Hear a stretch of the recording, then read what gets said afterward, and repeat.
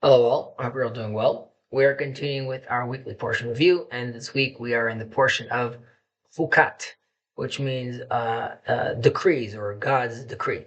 And this portion discusses the corpse contamination, right? How do we deal with that, which is called Tum'at Hamet, and also the purification process through the red heifer. It also, we discussed the death of Aaron and Miriam, of course, and the famous failure of Moses with hitting the rock, and at the waters of Merivah. But I would like to focus, as we usually do, on one topic, and today we'll dive into the para aduma, right, the red heifer, which is one of really the greatest unsolved mysteries in maybe even in all of Judaism. And we're even told that with all his wisdom, King Solomon still didn't uncover its deep meaning. But perhaps today we could still attempt to uncover some of its meaning. So, at its core, this mitzvah, this commandment, really reflects a radical and profound rejection of death as the final word. And the Torah does not really passively accept death as the natural end, as some other spiritual worldviews do, right? Our Christian brothers and sisters, for example, the world of spirit is really viewed as the true realm of value, and the physical world ultimately is, since the fall, is ruled by death, right? And it's often seen as broken even beyond repair.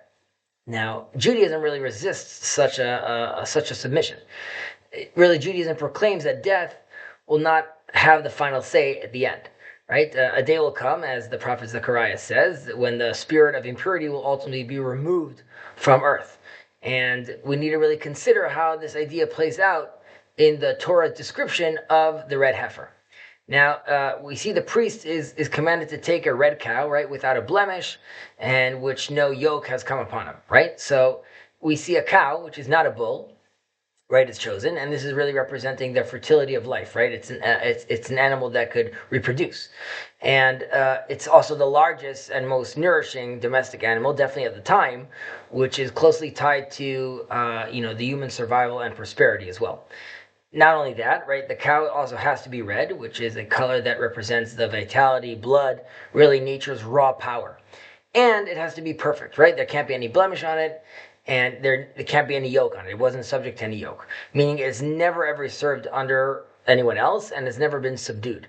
And in short, really, the cow represents life in its fullest, right? It's the most independent and unbroken form of life. But then something strange happens. We then have this very symbol of life is taken and burned, right? Alongside it, though, we added these three different elements. One is the cedar tree, right, which is the tallest tree in the region. Then there's the hyssop, which is the smallest shrub.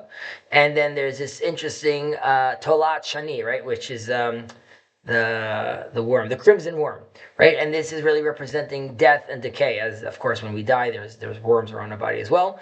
And basically, all are together are incinerated and burnt, creating ash.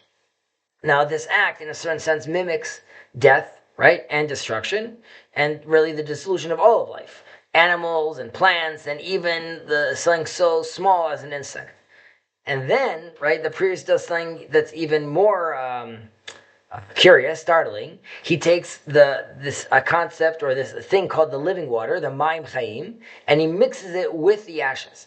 Right, so water, which is of course the source of all life, is poured into a vessel, right, symbolizing really sort of the human being, who is both a body, in Hebrew is a kli, a vessel, and a living soul, which is Maim Chaim, right, this living water.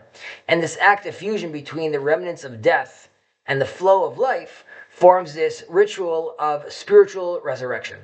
And it removes the impurity, really, of death, not just by covering it, by also making this proclamation that life can reemerge from death, right? And if we look at it in this light, the red heifer is not just a riddle, but it's a declaration, right? When life reaches its limit, that's precisely when a new life begins. Now, we could still, of course, ask, right, that the sages of Israel told us that the meaning of the red heifer is beyond human comprehension. So how am I even discussing this right now? So yes, this is true. But their point was not that the idea of resurrection is absurd, right? Rather, they were trying to say that humans can't fully grasp the secret of how life emerges from death, right? This is still a mystery to us. And just like we can't fully understand how death interrupts life, right? What this concept of death really means. So we really can't understand how life again flows from death, right? And there is a great mystery, which is the existence of life itself, right? Yet this mystery is still wrapped in hope. And I would end with saying that even though our nation is walking through fire and ash in these difficult times, and through war and even interior division and grief, we're still holding to the hope, to this ancient truth of the red heifer, that from the very place of devastation, right, the waters of life will ultimately flow again. And Israel will rise, will be purified, will be renewed, and we will be unbreakable. Shabbat shalom, and take care.